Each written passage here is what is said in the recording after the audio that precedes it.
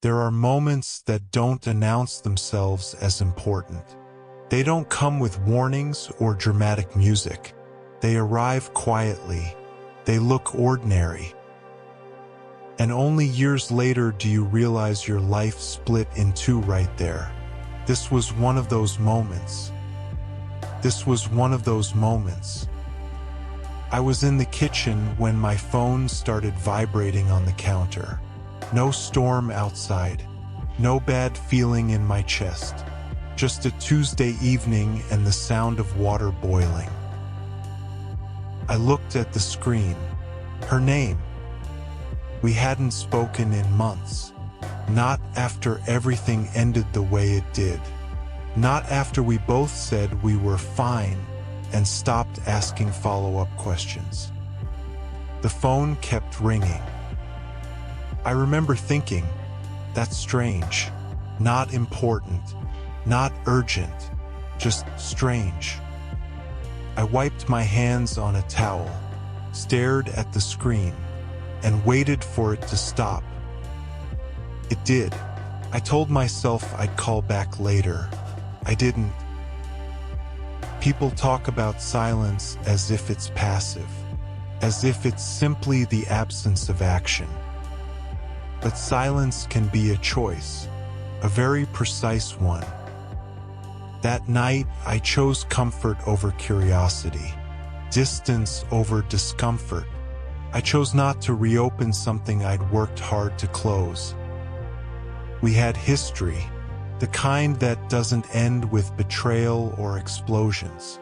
Just two people realizing that wanting each other wasn't enough anymore. After the breakup, we tried to stay in touch. Polite messages, occasional check-ins, the illusion that something was being preserved. Eventually, even that faded.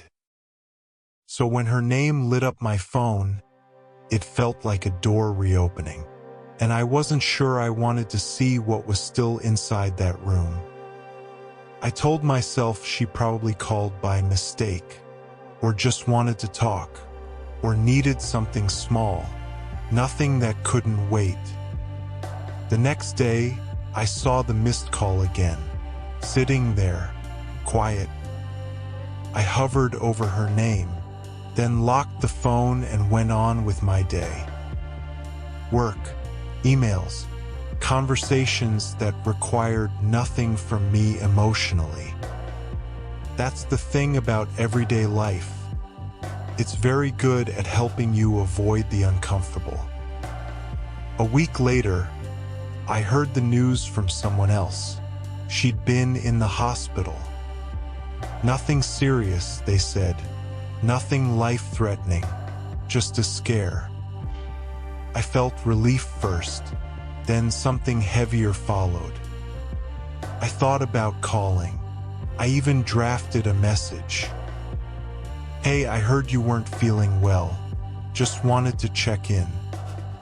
I stared at it longer than I want to admit, then deleted it. Because by then it felt late, and late has a way of turning into never. Time passed, months. Life moved on the way it always does, quietly, indifferently. I dated someone new. She moved to another city. Her name stopped appearing in my thoughts the way it used to. Until one night, much later, when I couldn't sleep. There was no trigger, no memory attached, just an impulse to look her up. I opened my phone, typed her name, and found an obituary. I read it slowly, as if reading carefully might make it less real. Her name, her age, words like beloved, kind, deeply missed.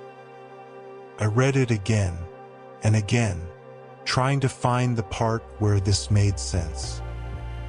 She had gotten sick not long after that call. Very sick, faster than anyone expected. The hospital visit I'd heard about wasn't a scare. It was the beginning.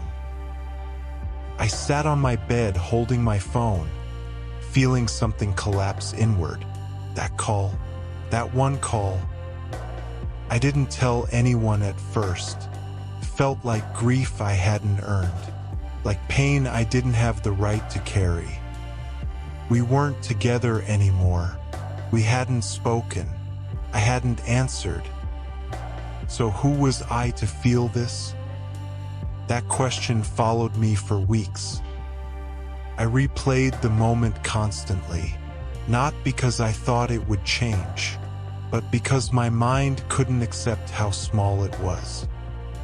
That was the most disturbing part, not that I missed something dramatic, but that I missed something ordinary.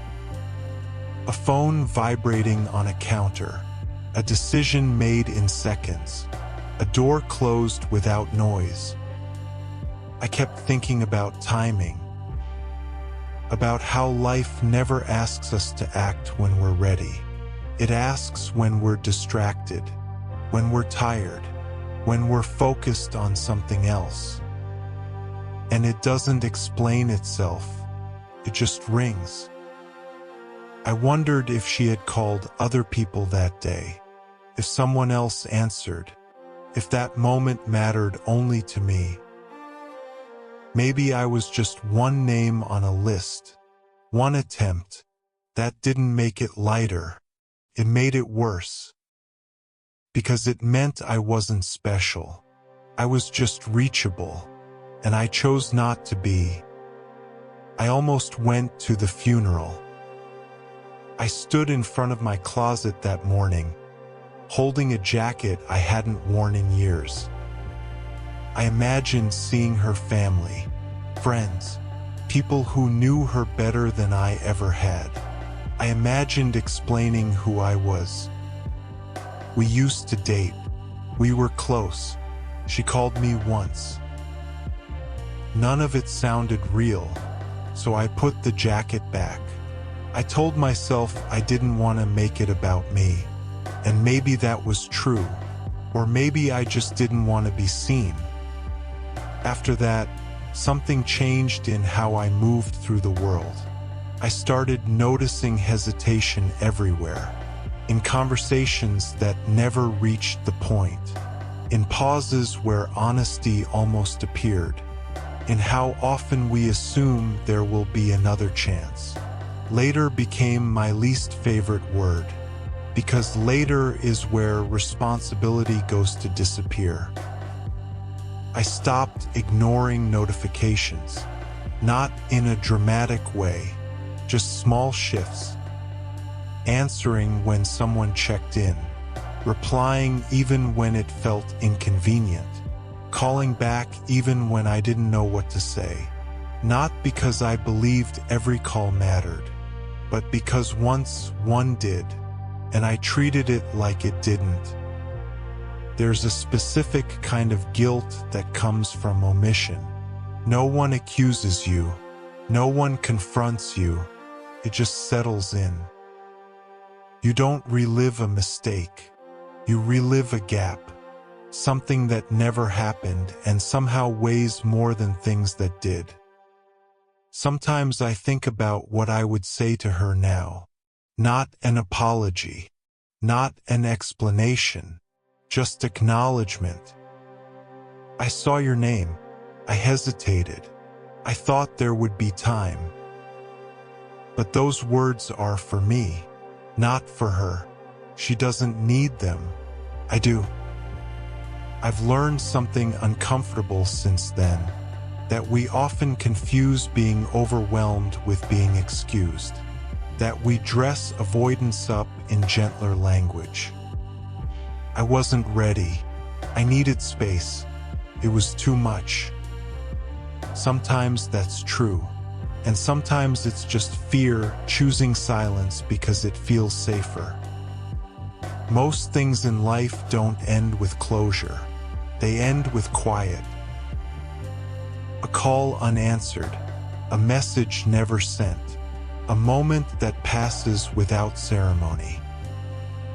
We don't realize it's final when it happens. Even now, sometimes I check my phone at night, half expecting to see her name again. It never appears, but my body remembers the moment. The pause, the ease of doing nothing. I don't believe everything happens for a reason, and I don't believe answering that call would have saved her. But I do believe it would have changed me. Not dramatically, not visibly, just enough.